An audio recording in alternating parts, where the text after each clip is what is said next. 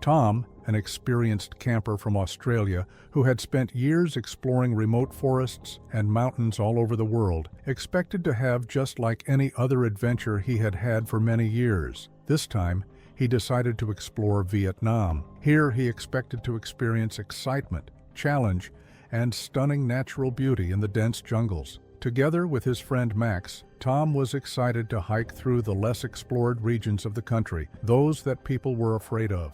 For a long time, Tom and Max had heard stories about how dangerous the Vietnam wilderness was. On top of that, both of them knew about the various venomous snakes, wild animals, and dangerous terrain they expected to find in the country. But Tom wasn't easily scared. He had dealt with what he considered more dangerous situations before, including bear encounters in Canada and getting lost in the vast deserts of Australia. To him, this was just another adventure, but nobody could tell him how wrong he was. The two of them arrived in the jungle and chose a campsite, a remote spot. To them, this was the perfect place for what they thought would be a meditative experience, since it was far from any towns or other tourists. This meant that the only noise they would experience was that of chirping insects and rustling leaves filling the air, or any other animal in the jungle. It was so peaceful, almost too quiet. After setting up camp and cooking a small meal over the fire, they settled in for the night,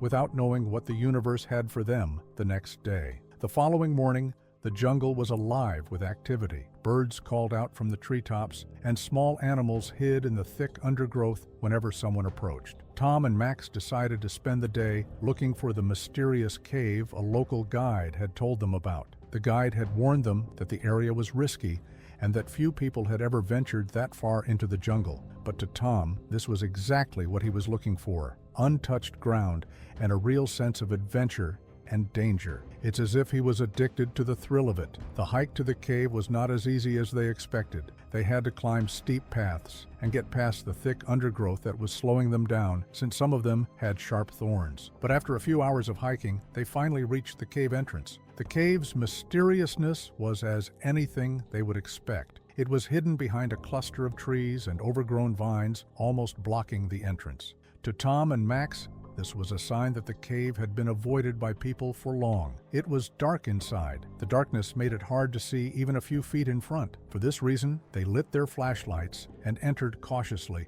excited to explore what secrets the cave was hiding.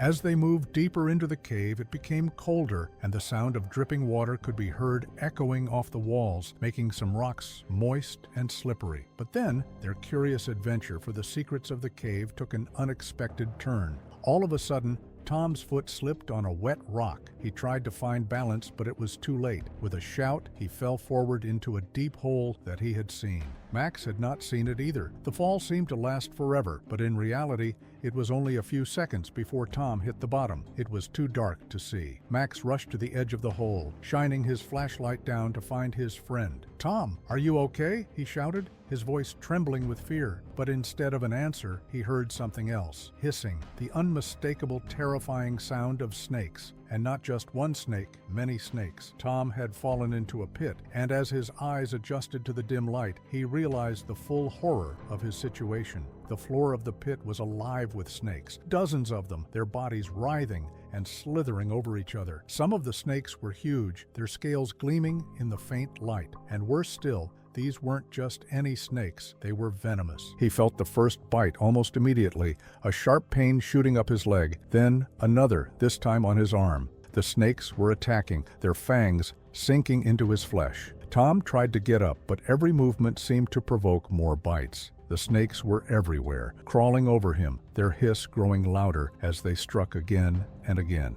Max, still at the edge of the pit, could barely see what was happening, but he could hear the horrible sounds of his friend's struggle. Desperate to help, he looked around for something to lower into the pit, anything that could pull Tom out. But the cave was empty, and the only rope they had was back at the camp, too far to fetch in time. Tom's screams of pain filled the cave, and Max felt helpless. The venom from the snake bites was already starting to work, spreading through Tom's body like wildfire. His muscles started to cramp, his vision blurred, and his breathing became labored. The venom was attacking his nervous system, paralyzing him slowly. "Max, help."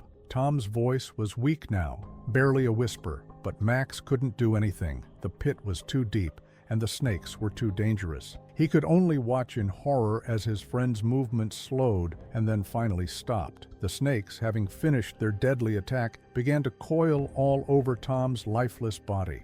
Max could hear the sickening sound of their scales scraping against the cave floor as they started to squeeze themselves around their prey, crushing his bones and preparing to devour their free meal. Max wanted to look away, but he couldn't. His mind was frozen in shock, unable to fully process the nightmare unfolding before him. The jungle outside the cave was as quiet as ever.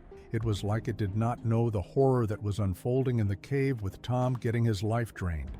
Max knew he had to get out of there, but his legs felt like they were made of lead. They were too heavy to move. With one last glance at the pit, he turned and ran, his heart pounding fast in his chest. Every step felt like a battle against his own fear, but he knew he had to get help. But what did he really expect the help he was getting to do? It was already too late. Max ran fast through the jungle, sometimes tripping over roots. He pushed past thick branches as fast as his legs could carry him. Hours passed, and as the daylight began to fade, he finally stumbled upon a group of local guides. Breathing heavily and exhausted, he told them what had happened. The guides listened to him in disbelief and immediately followed Max to return to the cave where his friend was losing his life. By the time they arrived, night had fallen and the jungle was eerily quiet. They cautiously approached the pit, shining their flashlights down into the darkness. There, at the bottom, was Tom's body, lifeless and partially consumed by the snakes. It was unbearable to look at, but there was nothing they could do now. Tom was gone, and if he had survived, there was no way he could make it to the hospital. The guides, experienced in the dangers of the jungle, knew that this was a tragic reminder of how unpredictable nature could be. In the wilderness, danger could strike at any moment, no matter how experienced or prepared you were. Max left Vietnam shortly after the incident, his heart heavy with grief and somehow blaming himself for not being able to do anything to help his friend. The trip that had promised adventure and excitement had ended in the worst possible way. He would never forget the sound of the hissing snakes, the screams of his friend, or the helpless feeling of being unable to save him.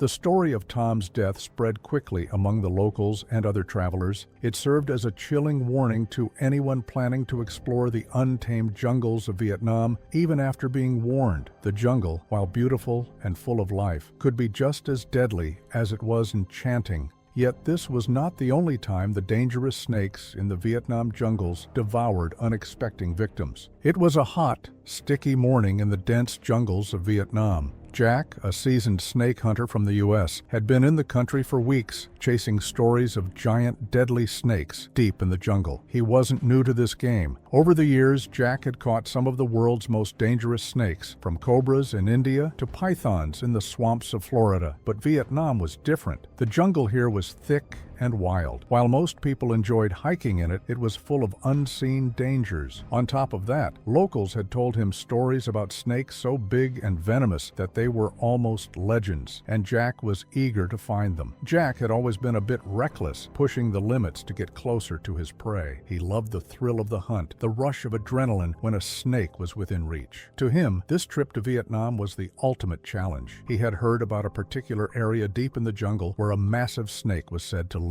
It was a creature so big and dangerous that even the bravest locals stayed far away. This was the snake Jack had come to find. Early one morning, Jack set off with his guide, a quiet but knowledgeable man named Min, who had spent his entire life in the jungle. Min wasn't excited about this trip. He had heard too many stories of people disappearing in the jungle, never to be seen again. But Jack's money was good, and Min needed it. They walked for hours, cutting through the thick foliage with sharp machetes. Sweat dripped from their faces as the hot sun shone down on them. As they ventured deeper into the jungle, the sounds of birds and insects slowly faded and were replaced by an odd silence. As experienced as he was, Min seemed nervous, but Jack, on the other hand, was focused, his eyes scanning the ground for any sign of the snake. Then Jack saw it, an enormous snakeskin, freshly shed and stretched out across the ground. This was it. The snake they were hunting was nearby. "Be careful," Min warned, his voice low and serious. "This snake is dangerous, and it doesn't like strangers in its territory, especially now that it has shed its skin." But Jack barely listened. His heart raced with excitement. He grabbed his hunting equipment and signaled to Min that they were moving forward. At this point, they tried to maintain silence, knowing that the snake was vicious, and then suddenly they spotted it. Lying in a shaded part of the jungle floor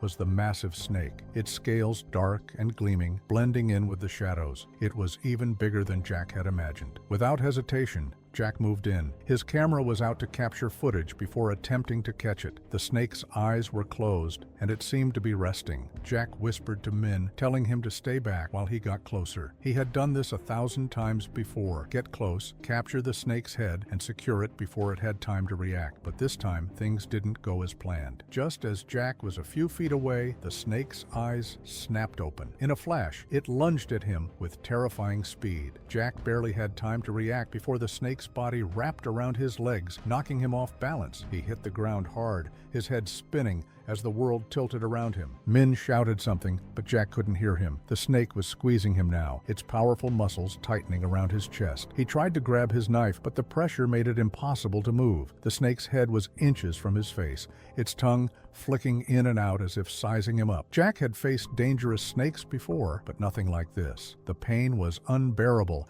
as the snake's coils crushed his ribs, making it hard to breathe. His vision started to blur as panic set in. He struggled to free himself, but the snake was too strong, its body tightening with each of his desperate movements. Min stood frozen, unable to do anything, as Jack's face turned pale. Jack's breaths came in short gasps now, the air being forced out of his lungs with each crushing squeeze. The snake's jaws opened wide, and Jack could feel the hot breath of the creature as it moved toward his head. The last thing Jack saw before his vision went black was the snake's massive mouth closing around him, its fangs brushing against his skin. And then everything went silent. Min watched in horror as the snake began to swallow Jack, its massive jaws slowly working their way over his lifeless body. He knew there was nothing he could do. Jack was gone. Min had seen many things in the jungle, but this was something he would never forget. The jungle had taken another life. Hours later, when Min finally made it back to the village, he told the locals what had happened. They listened in silence, nodding knowingly since they had warned Jack, but he didn't listen. The jungle was a dangerous place, and even the most experienced hunter could become prey in the blink of an eye. Jack's disappearance became another story told by the locals, a cautionary tale about the dangers of the jungle. The snake that had devoured him remained hidden. It became a silent predator waiting for its next victim. And though people came to the jungle from time to time, searching for adventure or fortune, few left without learning one simple truth: in the wild, nature always wins.